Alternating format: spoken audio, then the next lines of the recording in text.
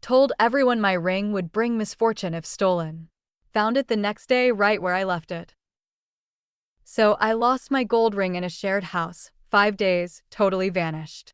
I panicked and I told everyone it was cursed. That if anyone used it without my blessing, misfortune would follow. And guess what? The very next day, I found it, right where I had left it. But by then, the damage was done. Hey, store lover. Welcome to the Narrative Hub, Reddit Stories. Believe me, this adventure gets wild, but it's only epic with you. Seriously, you make this possible. Want more stories? Greater adventure? Smash subscribe right now. Smash like. Comment below. Let's go. Let me back up. Living in a house with 6 other people is like being trapped in a reality show where nobody signed up to be filmed. We're all broke college students cramming into this old Victorian house that should probably be condemned. But hey, rent's cheap and the roaches don't bite. Usually. The ring belonged to my grandmother. Real gold, with this intricate Celtic knot pattern that caught the light just right. It was the only thing of value I owned, and I wore it everywhere. Until that Tuesday when I went to put it on and nothing. Empty nightstand. I tore my room apart like a madman, checking under the bed, in drawers, even inside my dirty laundry hamper. Gone. My first thought? One of my housemates swiped it. We're all struggling financially, and I'd been stupid enough to mention it was worth a few $100s. But accusing someone outright would have turned the house into a war zone. I needed a different strategy. That's when inspiration struck, or stupidity, depending on how you look at it. I called a house meeting. All 6 of them gathered in our cramped living room, sitting on mismatched furniture we'd salvaged from various curbs. I put on my best serious face and dropped the bomb. Someone took my grandmother's ring, I said, letting my voice carry just enough hurt and anger. But here's the thing you need to know about that ring. It's been in my family for 3 generations, and it comes with a warning. I paused for dramatic effect, watching their faces. My grandmother always told me it was cursed. Anyone who steals it or wears it without the owner's blessing will be followed by misfortune. Bad luck, accidents, things going wrong in ways you can't explain. The room went dead silent.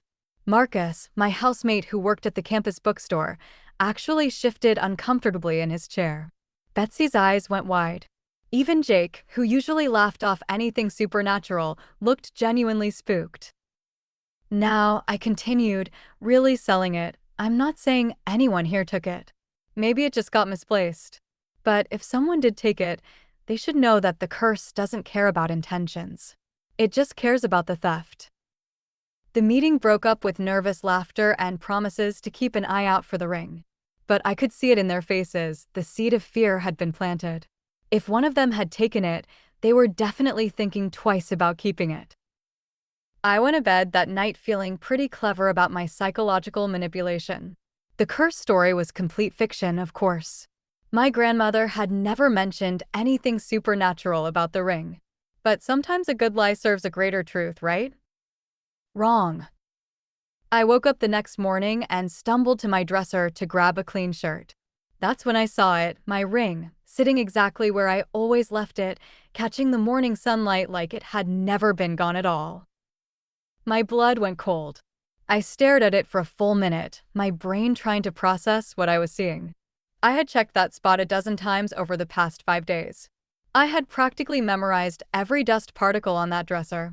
The ring had definitely, absolutely, 100% not been there. So where had it been?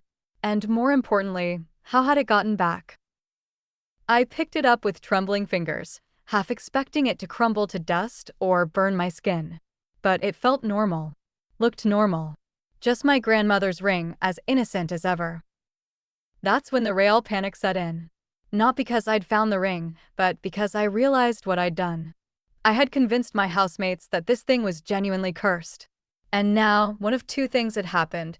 Either someone had taken it and gotten so terrified by my story that they'd snuck it back into my room in the middle of the night, or the ring really had just disappeared and reappeared on its own. Neither option was comforting. I spent the morning trying to figure out how someone could have gotten into my room without me hearing. We all had keys to each other's rooms, house rule for emergencies, but my door had been locked. The window was painted shut and hadn't been opened in years. There was literally no way someone could have placed that ring back on my dresser without me knowing. Unless they'd never taken it in the first place. But that was impossible. I had searched every inch of my room multiple times. I even moved furniture. The ring wasn't there, and then it was. End of story. By noon, I was seriously considering that maybe I was losing my mind. Stress from midterms, too much caffeine, not enough sleep, maybe I just overlooked it somehow. Maybe my brain had played tricks on me. That theory lasted until I went downstairs and saw my housemates. Betsy wouldn't make eye contact with me. Marcus kept glancing at my hand like he was checking to see if I was wearing the ring. And Jake, who never believed in anything he couldn't see or touch, asked me in a whisper if I'd found it. When I nodded, his face went pale. Where? He asked. Right where I left it, I said, watching his reaction carefully. Jake's eyes widened, and he actually took a step back. That's not possible. We all helped you look, remember? I personally checked your dresser top when we searched your room on Thursday. A chill ran down my spine. Jake was right. On Thursday, when my desperation had peaked, I'd asked everyone to help me search. We'd gone through the entire house systematically, including my room. Jake had been standing right next to me when I'd run my hands across the empty dresser surface. Maybe it was just hidden under something? I suggested weakly. Jake shook his head. No way. That dresser was completely clear. I remember, because you knocked over that little picture of your family when you were looking. The picture. I remembered that too. It had fallen face down, and I'd left it that way in my frustration. But this morning, when I'd found the ring, the picture had been standing upright again. Someone had been in my room. Someone had put the ring back and even cleaned up after themselves. But who? And how? And why hadn't they just returned it openly instead of sneaking around? The answer came to me in a flash of horrible clarity, because they believed the curse was real. Someone had taken my ring, heard my story about misfortune following thieves, and gotten so scared that they'd snuck it back in the middle of the night, hoping to avoid the supernatural consequences. But who? I started paying closer attention to my housemates over the next few days. Betsy seemed jumpy and kept dropping things. Marcus had dark circles under his eyes like he wasn't sleeping. Even confident, skeptical Jake seemed on edge, constantly looking over his shoulder. And then the accident started. Small things at first. Betsy burned her dinner 2 nights in a row, something that never happened to our resident chef. Marcus's laptop crashed and took his final paper with it, the one he'd been working on for weeks. Jake slipped on a wet patch in the bathroom and nearly broke his wrist. Coincidences. That's what I told myself. But as the days passed, the incidents piled up. Betsy's car wouldn't start on the day of her biggest job interview. Marcus got food poisoning from the campus cafeteria. Jake's girlfriend dumped him out of nowhere after 2 years together. By the end of the week, the house felt like it was under siege. Everyone was walking on eggshells, shooting nervous glances at each other and at me. The ring sat on my dresser like a tiny golden landmine, and I found myself reluctant to touch it. The breaking point came on Sunday night. I was in the Kit Brown making a late dinner when I heard a crash from upstairs, followed by Betsy's voice crying out in pain. I ran up to find her sitting in the hallway, cradling her ankle, surrounded by the contents of a laundry basket. I tripped, she said, tears streaming down her face. The basket was right where I always put it, but somehow I didn't see it and. She looked up at me with wide, frightened eyes. This is because of the ring, isn't it? The curse. It's real. I helped her to her feet and got her some ice for the swelling. As I watched her limping around, favoring her injured ankle, a terrible weight settled in my chest. Whether the curse was real or not didn't matter anymore. My lie had created something just as powerful, belief. And that belief was destroying my friends' lives. That night, I made a decision. I had to come clean. The next morning, I called another house meeting. This time, Everyone looked haggard and nervous. The week of bad luck had taken its toll on all of them. I have something to tell you about my grandmother's ring, I began, my voice shaking slightly. The curse. I made it up. The silence that followed was deafening. Then Marcus spoke up, his voice barely a whisper. What do you mean, made it up? I mean there is no curse. There never was. My grandmother never told me any story about misfortune following thieves. I invented the whole thing because I was desperate to get my ring back, and I thought if I could scare whoever took it, they'd return it. Betsy's mouth fell open. You lied. Yes. I'm sorry. I know how that sounds, but I was panicked and not thinking clearly. The ring is just a ring. There's nothing supernatural about it. But Jake was shaking his head. No, that doesn't make sense. If there's no curse, then how do you explain everything that's been happening? The accidents, the bad luck, all of it started right after the ring disappeared and came back. I didn't have an answer for that. Because honestly, I'd been wondering the same thing. The timing was too perfect to ignore. Either we were experiencing the most elaborate series of coincidences in history, or something else was going on. Maybe, I said carefully, it's just psychological. Like a placebo effect, but in reverse. You all believed in the curse, so your minds made you more accident-prone, more likely to notice when things went wrong. It sounded reasonable when I said it. But looking around the room at their faces, I could see they weren't buying it. And, honestly, I wasn't sure I was buying it either. Because there was one detail I hadn't shared with them. Something that had been eating at me all week. The morning I found the ring back on my dresser, it wasn't just sitting there randomly. It was positioned exactly in the center of the surface, perfectly aligned with the edge. And next to it, almost like an offering, was a small piece of paper I'd never seen before. On the paper, written in handwriting I didn't recognize, was a single word: sorry. I'd thrown the note away immediately, too spooked to think about what it might mean.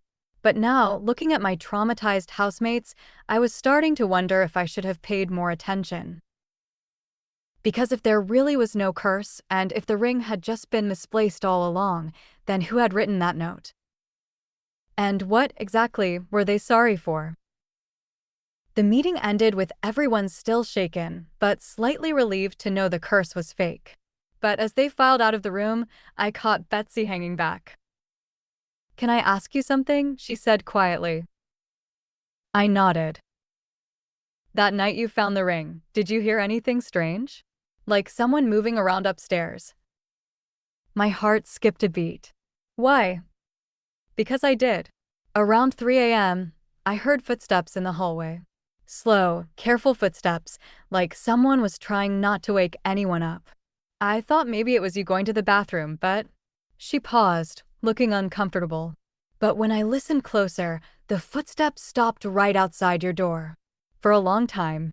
And then I heard your door open and close, very quietly. The blood drained from my face. Are you sure? Betsy nodded. I almost got up to check, but then I remembered your story about the curse, and I got scared. I thought maybe it was, I don't know, something supernatural. But it wasn't supernatural. It was someone with a key to my room, someone who knew exactly where to put the ring so I'd find it. Someone who felt guilty enough to leave an apology note. Someone who was living in this house with us. I spent the rest of the day trying to figure out which of my housemates was the thief. But every time I thought I'd narrowed it down, the logic fell apart.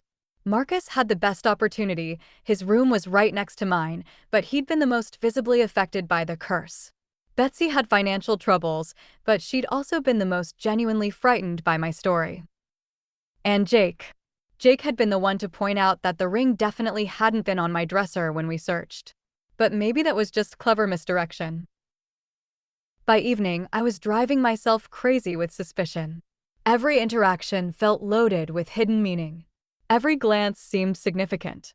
I was turning into a paranoid wreck, and I realized this was exactly what my lie had done to all of them over the past week. That night, I decided to set a trap. I moved the ring from my dresser to my desk, positioning it in a very specific way next to my laptop. Then I set up my phone to record video all night, hiding it behind some books where it wouldn't be noticed. If someone came into my room again, I'd have proof. I barely slept, listening for every creak and whisper in the old house. But the night passed quietly, and when morning came, the ring was exactly where I'd left it. The video showed nothing but an empty room and 8 hours of me tossing and turning. Maybe the mystery thief had learned their lesson. Maybe confessing about the fake curse had been enough to end whatever weird dynamic had been playing out. Or maybe I really was losing my mind. That afternoon, I got a text from my mom asking how I was doing. On impulse, I called her instead of texting back. "Mom," I said, "can you tell me about Grandma's ring? The one she left me."